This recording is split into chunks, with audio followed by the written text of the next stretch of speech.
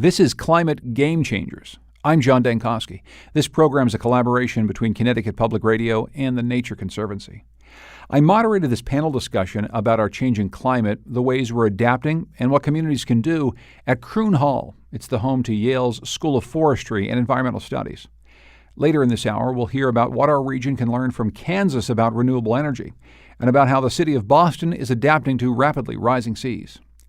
But let's start on stage with Gary Yo. I've been talking with Gary about climate change for more than a decade, and nobody understands the impacts better. He's a professor of economics at Wesleyan University. He won the 2007 Nobel Peace Prize as part of the Intergovernmental Panel on Climate Change. Climate change is here. It's happening in all 50 states. People have observed it in all 50 states, even Oklahoma. They recognize that outside their window, they have noticed that the climate has changed. They're coming to recognize that humans are to blame for the warming, and therefore coming to recognize that humans can help ameliorate the risks and reduce the pace of emissions. Used to be that climate was ranked in priorities pretty low on what people thought about when they go to the polling place, but these days it's not jobs and it's not the economy just yet, but it's about third. And across the 50 states, the majority of the people that live there feel like I just said. Joining Gary Yo on stage was author and environmental activist Bill McKibben. He started 350.org as a grassroots climate action organization. For as many years as he's been at it, he told us there's still tension between climate activists working to adapt to these changes and those who are focused on mitigation. The one thing to be said is that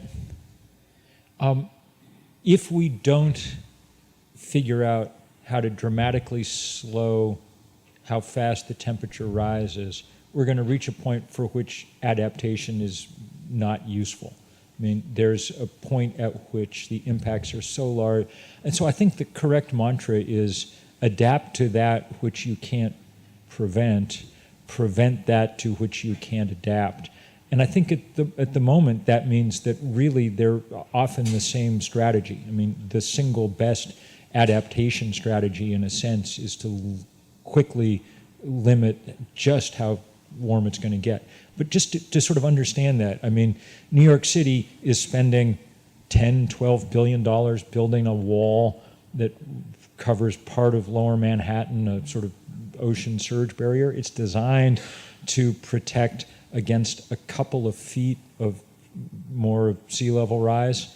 If we keep warming on the trajectory we're now on, well, there's not a wall high enough that you could build to get the job done. So these things together are really important. Here in Connecticut, cities and towns are dealing with the issues of climate change on a very local level. Sustainable CT is an organization helping them do that by incentivizing them and getting directly involved in town politics. Here's Executive Director Lynn Stoddard. We work at the elected official level to engage them in the program and pass a council resolution to say we care about these issues. We want our community to be thriving and inclusive and resilient. That's pretty easy. Once they're in, we have all kinds of resources, outreach, materials to help towns take action. So how that looks is we have a menu of 55 main actions that span from arts and cultural activities to thriving local economies, buying local foods, tapping into your local economies and supporting them, to traditional environmental things like renewable energy, energy efficiency, recycling and materials management. And in a town, there are usually multiple committees dealing with these things, an ag committee, an economic development committee. What we've heard from our local officials is this platform is so comprehensive and broad that there's a place for all these committees of volunteers in towns. And not only is there a place, but there's a unifying place to create kind of a coordinating effect for their towns. Now we can kind of integrate those silos. And it's been kind of an unexpected outcome of the program for us to hear that feedback from towns that this is indeed a way to bring these different players together in engaging in their communities. those communities need help, too. Jay Williams, president of the Hartford Foundation for Public Giving, is a former Obama administration official who's now heading up one of the largest grant-making organizations in the state of Connecticut. As a foundation that represents and serves 29 communities in the greater Hartford area, communities that are as diverse as a large urban center with a very diverse population that is struggling with economics and housing and all sorts of issues, to smaller communities that are much more homogeneous, that have a concentration of wealth. There are a lot of things that divide those communities, demographics, socioeconomics, the conditions of schools, the conditions of neighborhood. But one thing that we've seen with increasing frequency that does unite those communities and is getting people to talk to one another are the issues around climate change.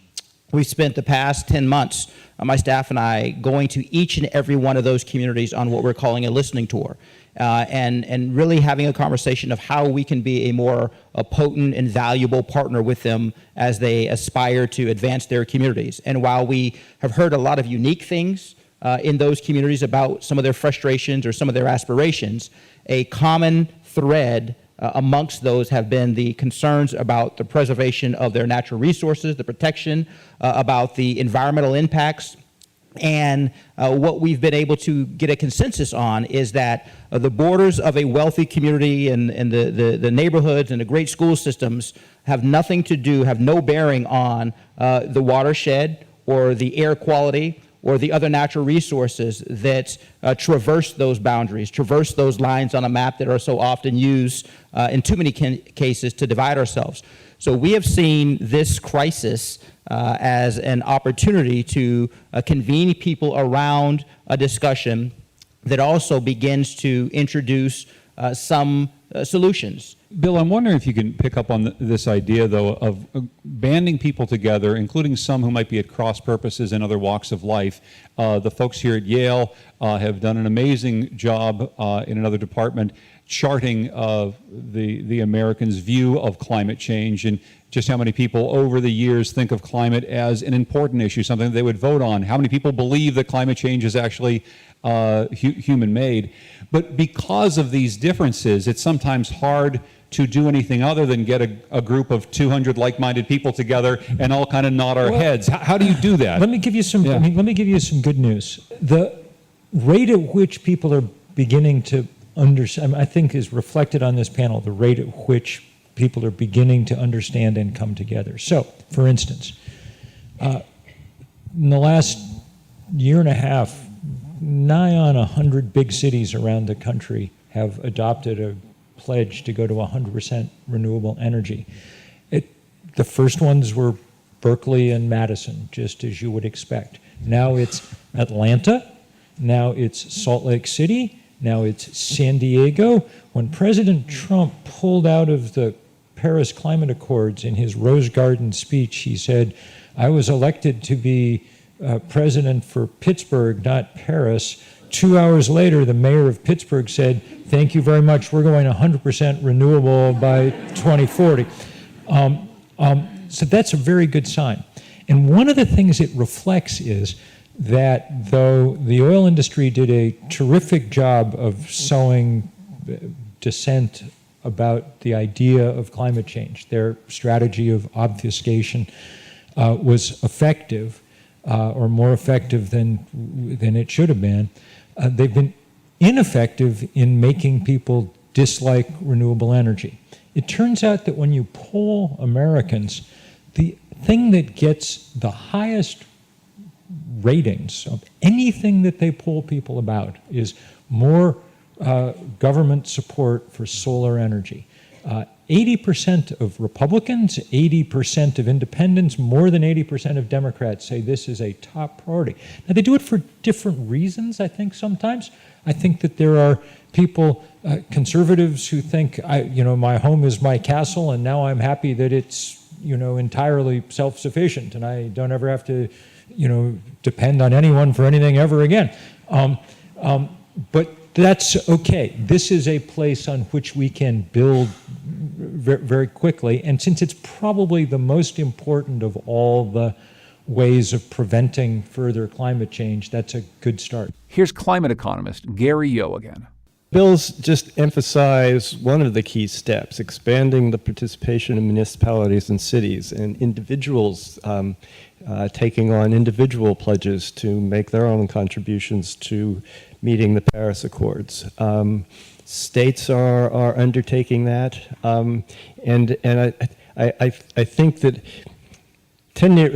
7 years ago, National Academy of Sciences put out a report called America's Climate Choices. It had 5 panels. One was the overarching committee. The executive summary went for 100 pages, but there were 5 pages of recommendations. The first 3 of which was reduce emissions as quickly as possible. The economists on the committee wanted to write that as price carbon, price carbon, price carbon. Sort of got away from that, but it strikes me that even in the absence of leadership in Washington, a good deal of mitigation activity is underway. Not sufficient probably, but underway, and it needs to accelerate, but it is indeed underway.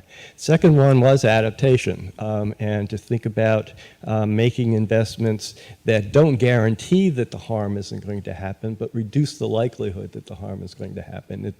Bill's right. You're never going to be able to invest in adaptations that generate a complete guarantee that the flood won't happen. That's just not going to happen. So you need to be able to prepare for the bad news, but ameliorate the relative risks. The third recommendation, and this is the one that worries me, that's slowing down the timeline, getting back to your question, was supporting research at the federal level in pure science and technology, in the economics of market penetration, in the economics of dispersing across developing countries so countries don't have to go through the same historical sequences as the developed world has now, that they can leapfrog into the new technologies. The federal government has pulled away from that, and that is, I'm afraid, a situation where there is enormous damage being done. That's Wesleyan University's Gary Yo.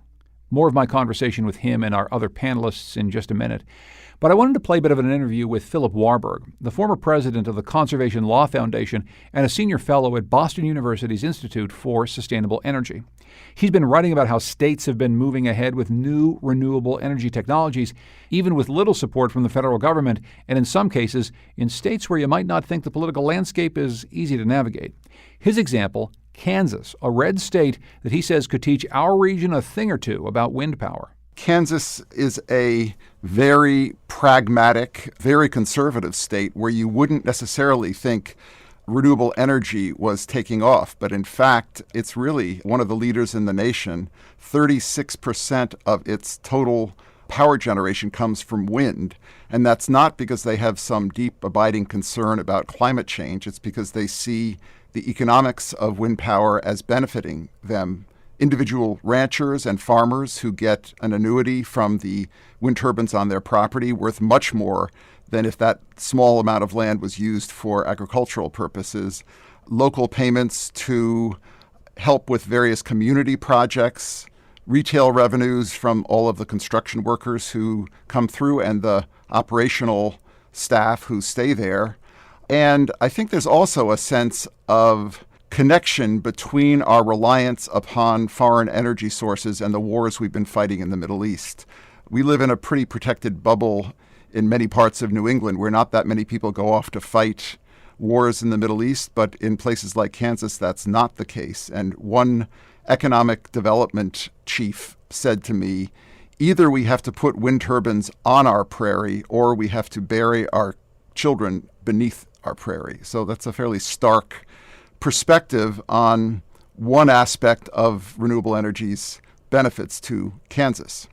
And it sounds as though the argument is being made that energy independence that you can do in a homegrown way is something that Kansas can do by harnessing the wind, but it's not that dissimilar from the same argument for drilling for oil in Oklahoma or drilling for natural gas in Pennsylvania or Colorado. It's the same type of argument being made. Yeah, I don't think there's some higher set of values attached to wind relative to those fossil fuels. And in fact, those fossil fuels, as you say, are being developed aggressively in places like Oklahoma and actually in Kansas as well. One added benefit that this rural county in Kansas where I did a lot of my research for my wind book developed was a wind technology training program at the community college. It started in about 2007 with some 5 students.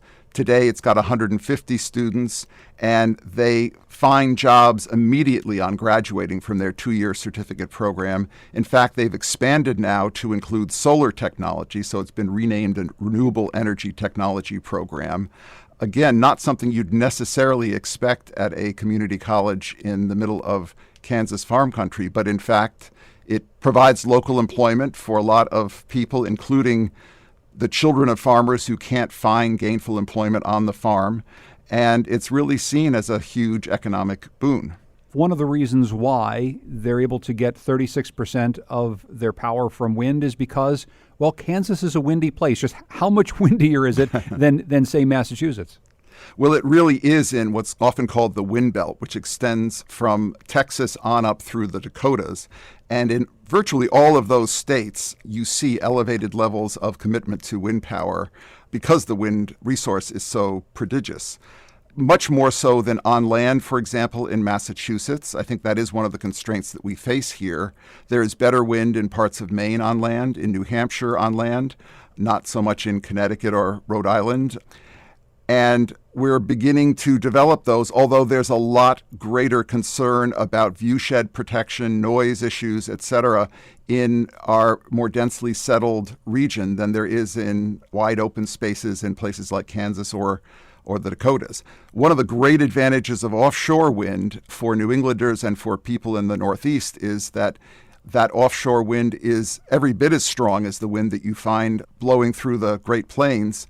It happens to be very close to major metropolitan centers, so if we can tap that offshore wind, we will be both providing a great new renewable energy resource without creating the kinds of resistance that we experienced here in New England and specifically in Massachusetts to the first proposed offshore wind farm, Cape Wind, in Nantucket Sound. So much like in the experience of Kansas, if the market itself can shift in a way so that this is more competitive, it's less expensive, and it can be something that will compete with dirtier burning types of fuel, all of a sudden now we may see more and more development. But there's always going to be a cap here in the Northeast, isn't there, Philip? I mean, there's always going to be only so much land or even offshore land that we can harvest the wind on. Well, if you actually take offshore into account, I'm not sure that limit is so clear. And if you combine various forms of renewable energy, we're really looking at a transformative moment, I think, in our overall electricity economy. Vermont has set its renewable portfolio standard as providing a minimum of 75% of all electric generation from renewables by 2032. So that's a pretty ambitious standard. And Massachusetts, actually, the legislature just in July has adopted a new standard that would get us to 50% reliance on renewable technology by 2045. So will we be getting all of our electricity from renewables by the middle of this century? Very likely not. Could we be getting half of our electricity from some combination of wind, solar, biomass, geothermal, small-scale hydro? Absolutely. But what about Massachusetts' big investment in hydro coming from Quebec? The fact is, a lot of environmentalists, people who want to see more renewable development in and around Massachusetts and across the New England region, look at the plans to bring down hydropower from Hydro-Quebec through the state of Maine as something that diverts our attention from making the types of investment in homegrown renewables that might get us to that point that you're describing. Well, I think that's true. I think that there is competition between different sources of renewable energy. We can't think about unitary solutions. I think one of the mistakes that we allowed ourselves during the 20th century was to focus on a very small number of very problematic technologies, such as coal, such as nuclear. And once you build those technologies, you develop expertise in those technologies as well as an economic investment. And it makes it harder and harder to diversify. But I think what we really need to do is look at a highly diversified energy economy that doesn't just talk about the generation of power, but it talks about the wise use of power and the integration of storage. And that's one area where hydro actually has a significant role to play. Pumped storage is a means of capturing, for example, surplus wind power when it's generated or surplus solar power when it's generated, and releasing that power at the appropriate times when there's demand that exceeds the supply of electricity. So I think we just have to stop thinking about electricity generation as a means of producing lots of electrons. It's a lot more complicated than that, but it can be a lot more environmentally sustainable than that. With all of the reporting that you've done, the places that you've traveled, both looking at wind and solar power outside of this region, what are the things that you think we can really take away at the level of public policy or maybe even mindset that perhaps get in our way when we're trying to figure out how to make renewables even more part of the mix in New England? Well, I think if we took a longer historical view of the New England landscape, and I mean that quite literally, we might be more forgiving of the introduction of technologies like wind and solar. If you look at New England's landscape during the 19th century, it was largely a farmed landscape. We now have reforested New England because farming just doesn't make that much economic sense on a large scale in New England, and we can't compete with places like Kansas. So we're very attached to thinking of New England as pristine forests when in fact they're not pristine forests. So we don't want to compromise that visual beauty for the sake of renewable energy. I think we have to think in a more expansive way about what it means to integrate renewables into our landscape. So it might mean more wind turbines, for example, in the Berkshire Mountains or in the White Mountains or in parts of Maine.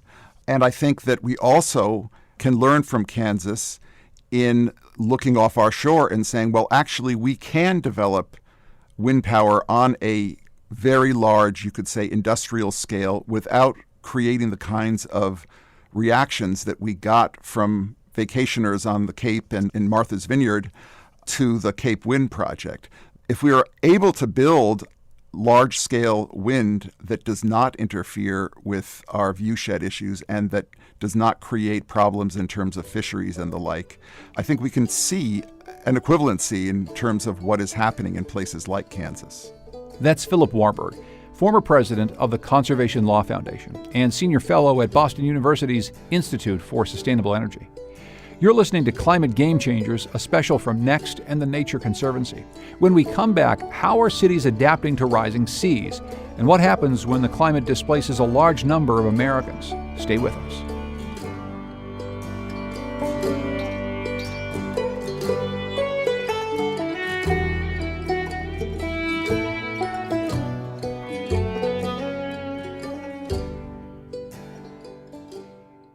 I'm John Dankosky. This is Climate Game Changers, a special from Next and the Nature Conservancy. In September, I moderated a panel discussion at Yale with author and environmental activist Bill McKibben, Lynn Stoddard, executive director of Sustainable CT, and Jay Williams, president of the Hartford Foundation for Public Giving. Also on our panel was Gary Yo, economics professor at Wesleyan University and a member of the 2007 Nobel Prize-winning Intergovernmental Panel on Climate Change. We've been talking about adaptation to climate change and ways to try and stop it through the adoption of renewable energy technologies. But Gary Yo talked about another problem, how bigger storms threaten our cities. I asked him what we can expect. An increased frequency in intense precipitation events, and coastal flooding that's a nuisance now will become more and more dramatic. Even regular nor'easters will begin to carry storm surge with them. The spin of the storm piles water into Long Island Sound at an increasing rate. Large storms will show up much more frequently. When extreme weather events happen in Connecticut in December or January, notwithstanding Senator Inhofe, snow is not a sign that the climate isn't warming. It's just a manifestation of that's what precipitation looks like in the wintertime. And so large storm events in the wintertime cause different sorts of problems. They don't cause the flooding problems necessarily. It melts perhaps slowly, but it causes ice dams on your roofs and damages that way. Water comes in from your house that way. Notwithstanding the increased precipitation frequency, Connecticut is vulnerable to drought.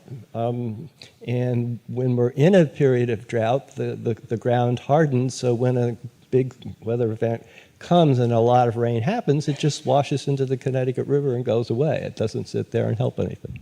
That's Gary Yo from Wesleyan University.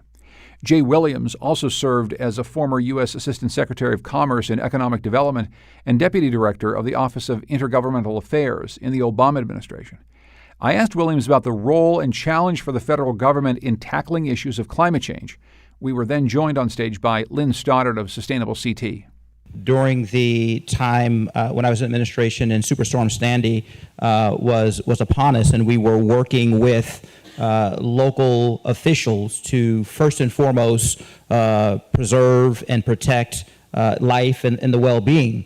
So that's the immediate issue. But then there's an inclination then to immediately start talking about rebuilding, and that's it's a tough momentum to get in front of, because after you've made sure to the extent you can preserve life, protect life, and all those things which are the priority, the local officials, and I was formerly a local official, want to say, okay, how do we rebuild? How do we make it just the way it was before the storm hit?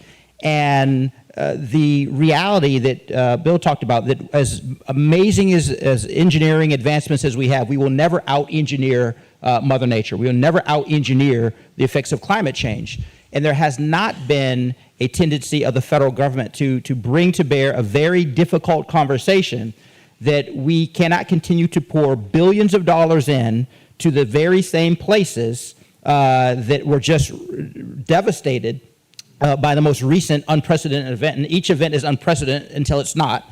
And think that we're going to somehow come up with a different conclusion. Do you walk, Lynn, with municipal officials through a flood, and do they get it? Do they see the way that I built this community maybe isn't the way that we need to rebuild the community? I mean, I think they clearly are. Nature is teaching them right now and walking them through this exercise with maps and whatnot. They may not start building the floodgates like New York City is, but when they're putting dollars into repairing that road, they're realizing it's now getting flooded often. We may need to reroute traffic or change the engineering of that project, or think differently about how people get around in our community. That's Lynn Stoddard of Sustainable CT from our Climate Game Changers panel discussion. Earlier this year, I talked about many of these issues with Dr. Atia Martin. She served as the Chief Resilience Officer for the City of Boston. Currently, she's CEO and founder of All Aces, Inc.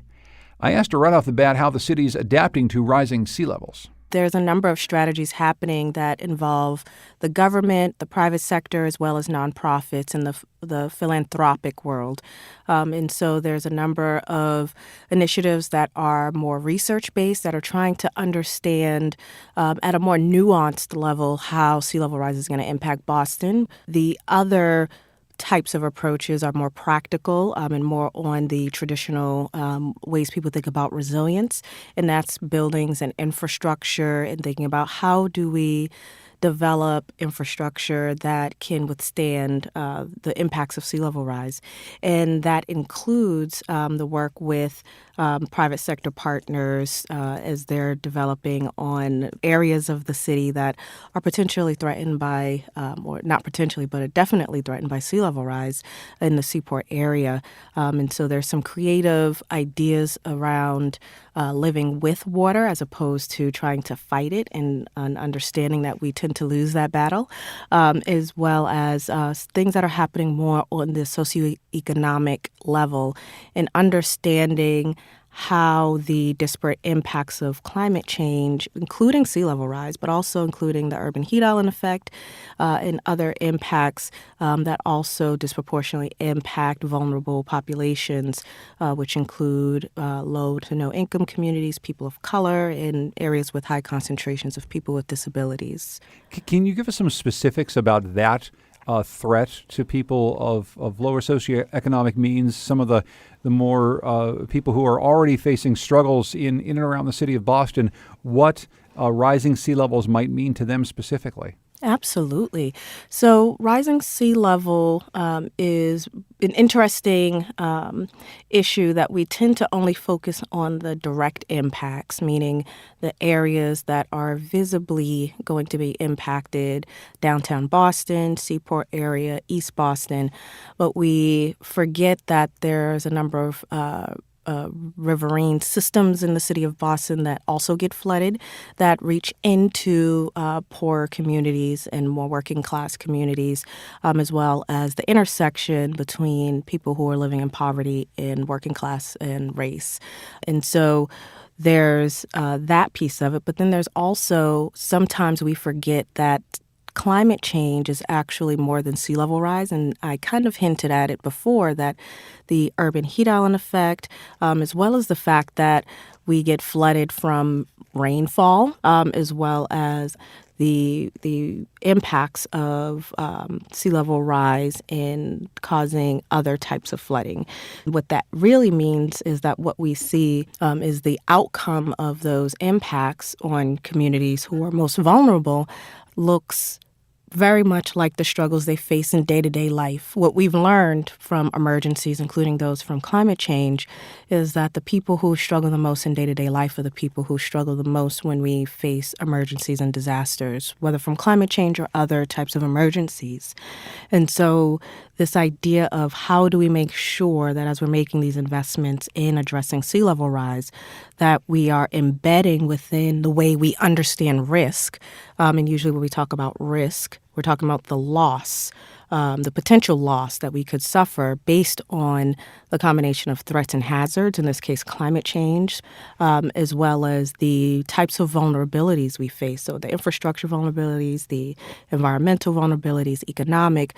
What we oftentimes don't include in that risk analysis and the vulnerability is social vulnerability, or people, and how by including that in our understanding of risk, we actually are forced to develop mitigative strategies that support all the types of vulnerabilities that we face. Because ultimately, we are still going to experience the consequences of social vulnerability. We just won't have and made the investments to address the issues. What's some advice that you have for other cities and towns around New England that might look at your work in Boston in resilience and adaptation and try to take some lessons? Well, I'll start with something I've mentioned, which is risk analysis. So when we're looking at the potential loss we could face, especially from climate change and sea level rise, that we are including that social vulnerability in there, not just because it makes sure that we develop strategies, but it also ensures that the investments happen and that we're monitoring the long-term impacts of those investments. The other big piece is looking at non-traditional partnerships with the private sector, with communities in particular, especially communities, to be able not just to problem solve through these issues, but also look at creative ways to invest in being able to mitigate the impacts of climate change.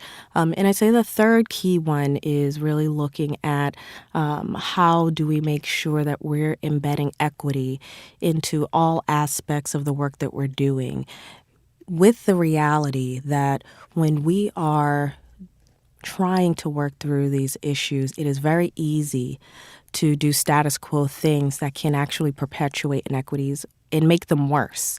And so making sure that we are understanding the demographics of our areas, having the most marginalized communities, ensuring they're part of the conversation, and making sure that there's accountability in terms of how we're collecting data, how we understand the approaches that we're taking, and looking at the multiple benefits from the work that we're doing. For example, if we are making investments in infrastructure projects, how do we make sure that as we're doing those infrastructure projects, we're looking at equity in how we're doing contracts for those projects, and making sure that women-owned businesses and minority-owned businesses and all of the different types of marginalized groups get access to those opportunities, which they're usually locked out of. And so getting creative and looking across silos to be able to really increase the effectiveness and impact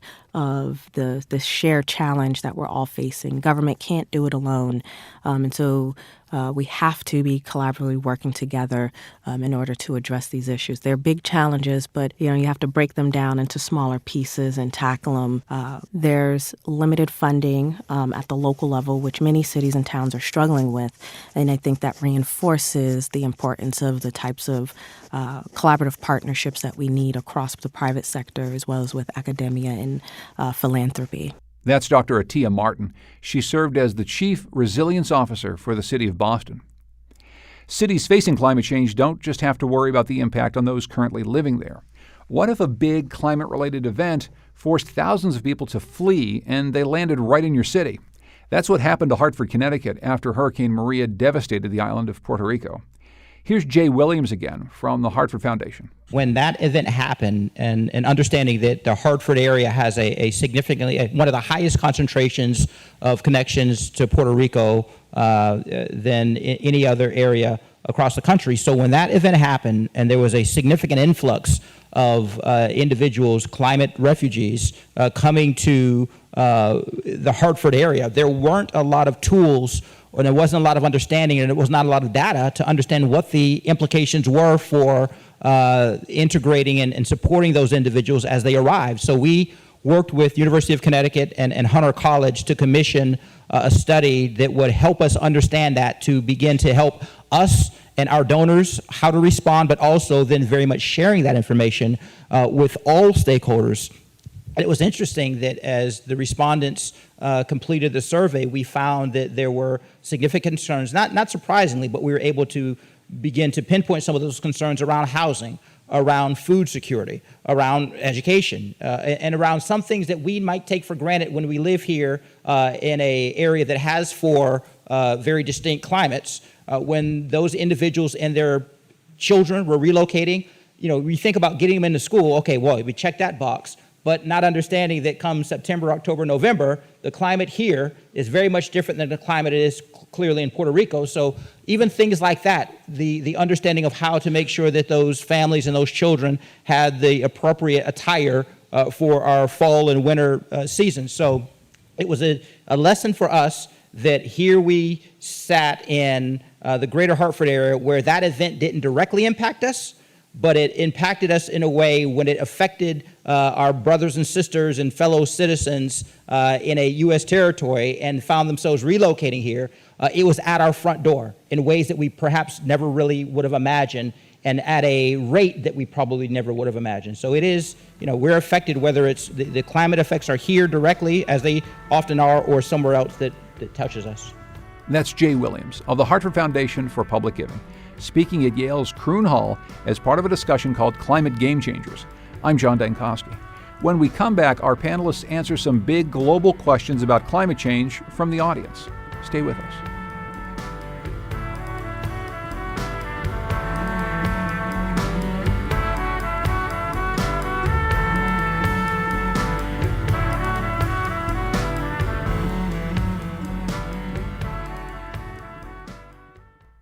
I'm John Dankosky. This is Climate Game Changers, a special from Next and the Nature Conservancy.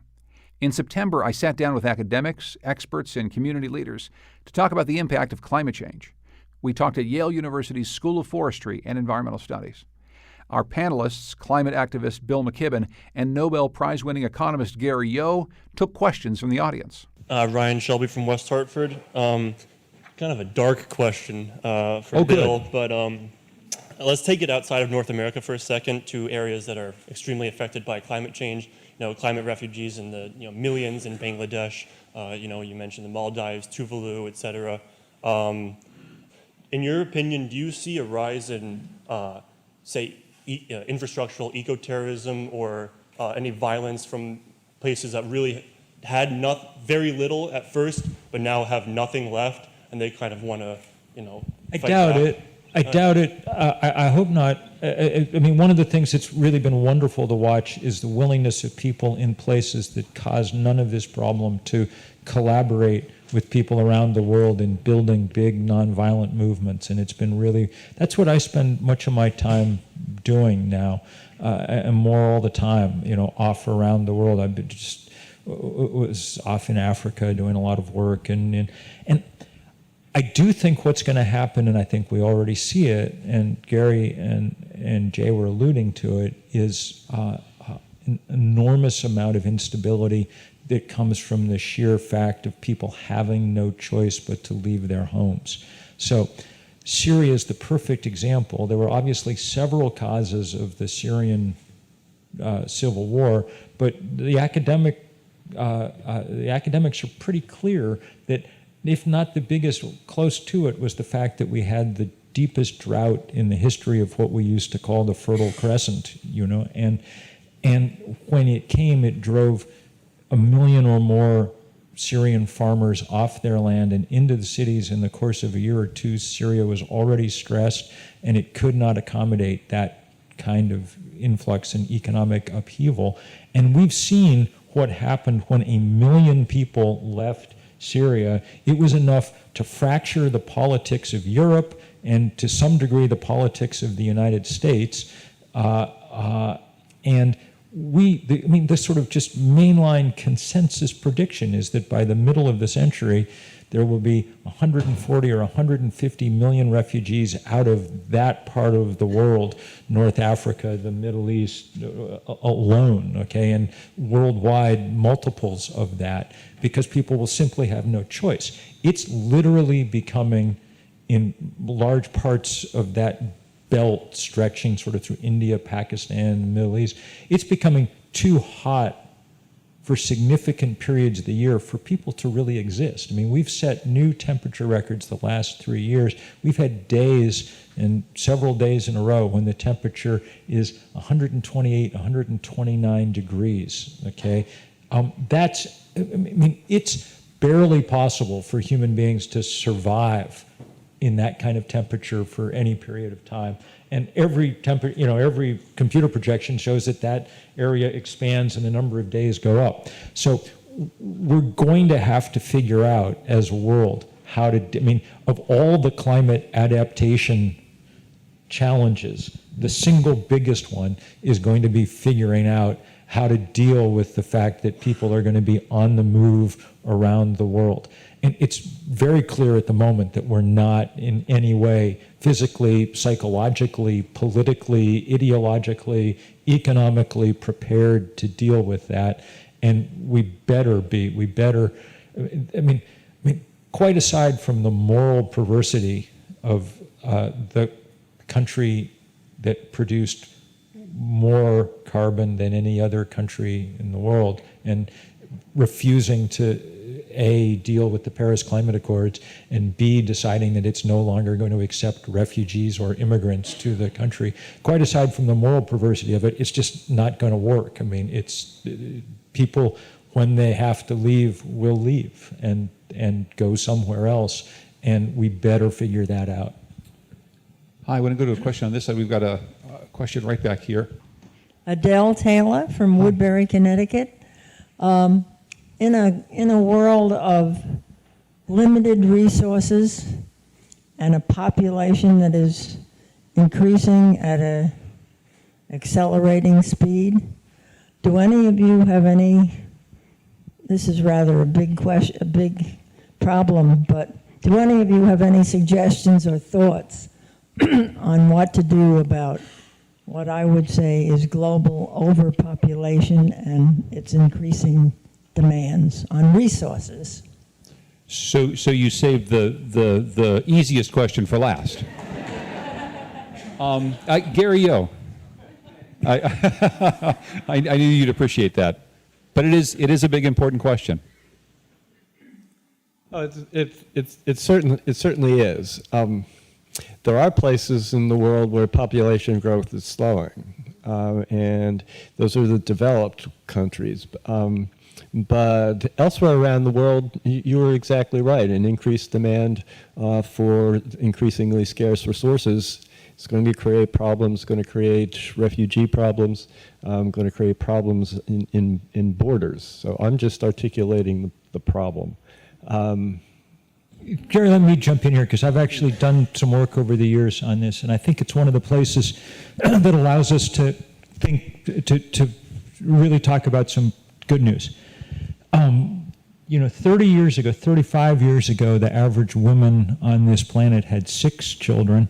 That number is now 2.3 and continuing to fall. It's been the biggest demographic change we've ever seen. In some ways, biggest change. And the reason that it happened was because people in developing countries in particular figured out what the crucial thing to do was. Any place that we educated and empowered women to any degree, fertility rates, because it just turned out that given a choice, most people didn't want to have 6 kids, okay?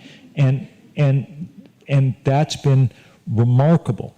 The population of the Earth, 7 point some billion now, it's going to go up to about 9.5 billion before it tops out in mid-century and plateaus and then goes down. A planet that struggles with 7 billion, it won't be easier with 9 billion, but we're not going to prevent most of that change. It's just built into this kind of demographic bulge moving through the population. And in terms of climate change, it's not the problem. We forget how big the gulf is in consumption. I was in Tanzania last year doing some reporting for the New Yorker on renewable energy. The average American family uses more energy between the stroke of midnight on New Year's Eve and dinner on January 2nd than the average Tanzanian family uses in a year, okay? So in terms of climate change, the number of Tanzanians is a rounding error. It isn't the problem. The problem is dramatically increased consumption in places with relatively stable populations, think China, which are beginning to consume like Americans. It's not clear that the planet can deal with one continent that consumes like North Americans. It's completely clear it can't deal with everybody living the way they do. It's also clear that everyone's going to try to live the way we do as long as we keep doing it. So bending that consumption curve in the same way that we bent the curve of fertility is really important. We don't know quite what the thing is that equates to women's education, though probably it has something to do with prices on carbon and so on and so forth that would really help. But that's where the challenge is. But it allows us, I'm glad you asked the question, because it really allows us to think positively about how quickly humans can make really important changes. You would think that fertility, population, would be more biologically hardwired in some Darwinian fashion even than consumption, but it turns out it's not. Human beings rose to this challenge, and it's been a very remarkable thing to see. So for those who helped in that work, and I'm sure that there were plenty of people here who contributed whatever to the groups and things that helped figure out some of this puzzle, many thanks. Most of the thanks goes to people in developing nations who did this work, figured it out, and made it happen. And it's one of the things that gives me hope going forward. That's Bill McKibben, author and environmental activist. He's founder of 350.org. He joined a Climate Game Changers Symposium with Lynn Stoddard, Executive Director of Sustainable CT, Gary Yo, Economics Professor at Wesleyan University, and Jay Williams, President of the Hartford Foundation for Public Giving. This event was held in partnership with the Nature Conservancy and took place at the Yale School of Forestry and Environmental Studies. Thanks to Ed Whitaker, Beth Messina, Lily Tyson, and Katie Tolarski. For more climate and clean energy news, go to our website, nextnewengland.org.